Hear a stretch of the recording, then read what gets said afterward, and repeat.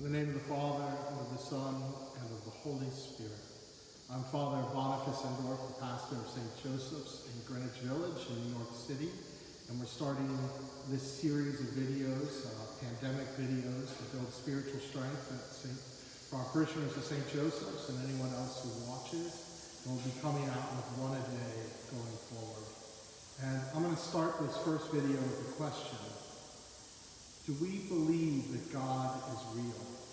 We come every Sunday and we proclaim that God is Lord, that Jesus Christ is the Lord of the universe, of the heavens and the earth, that he is calling us to eternal life with himself, and that this is the most fundamental reality there is, that he created everything out of nothing and calls us back to himself. And yet, do we live that at all times? If we're honest with ourselves, the answer is probably somewhat, occasionally, maybe more often than not. One of the distinctive features of the modern world is it's very fragmented, that we can be very different and act differently in different situations. So we probably act very differently in a job interview than we do when going out with old drinking buddies. We're different at home versus in a high-stress environment. Our lives can make us seem like different people in different places, and so we can stand in church and feel full of faith and really mean it when we say, I believe in one God. And yet, at work, we can think in purely secular terms, see things simply in terms of logical reasoning and analysis without any reference to higher meaning or truth or God.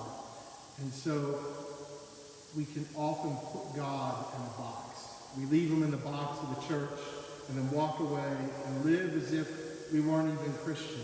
That would anyone at our work or anywhere out on town know that we're Christians if they never saw us in church? Are we any different? Do we act any differently? Do we relate to people differently? That's a good question to always ask ourselves. And now is the time in particular to ask that question, because if we've been putting God in a box, well, now the box is closed. That our churches are shut down except for private worship. We no longer have that part of our fragmented reality open. And this can be the moment where God is calling us to take him out of the box and put him into the fullness of our own lives. And how do we do that? Well, now is a great time, a very acceptable time for doing that, because if you're like everyone else in the city and probably the world, you find yourself cooped up with your family or maybe roommates or maybe even by yourself, that your whole reality has shrunk and you have all the difficulties of living close in with other people, that all of a sudden you're up front and can't get away from the foibles and faults of yourself and your roommates or family. And it can be a moment where we grow into that hardest of virtues to acquire, patience, or it can be a moment where we sink into our selfishness and there's endless fighting in our homes as we try to struggle through this quarantine period.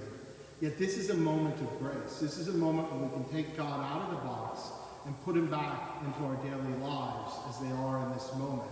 That we can try to be people who in our families and our community with our roommates that seek the good of the others, that seek to bear patiently the faults of others and ourselves, rather than slipping into selfishness and infighting within whatever living arrangement we're currently in.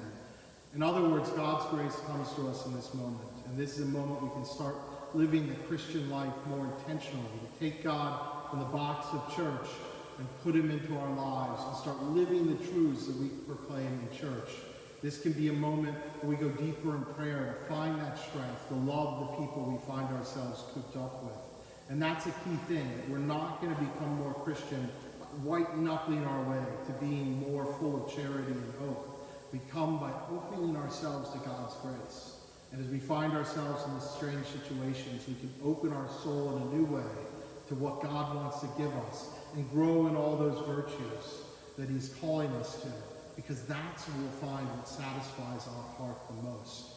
And learning to love God and loving those people we're quarantined with, we learn to be the person he made us to be and to have our souls filled with the joy and peace that he made us for. So in this time especially, take God out of the box and let him transform you throughout your